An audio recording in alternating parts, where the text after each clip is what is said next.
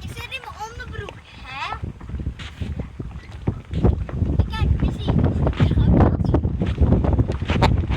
Kijk die mooie paardjes. Die is erbij.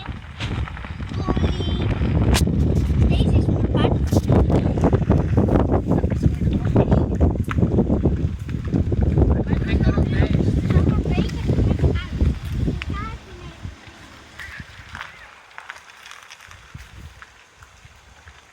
Zeg eens dat ze bij die beugels van het meisje op Isabel, die zitten zo onderuit. Dus Luus moet er even naar. Luus!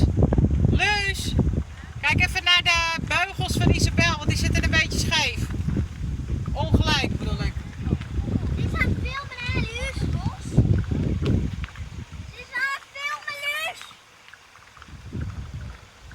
En er moet nu een muziekje onder, want er is iemand de hele tijd doorheen aan het kakelen.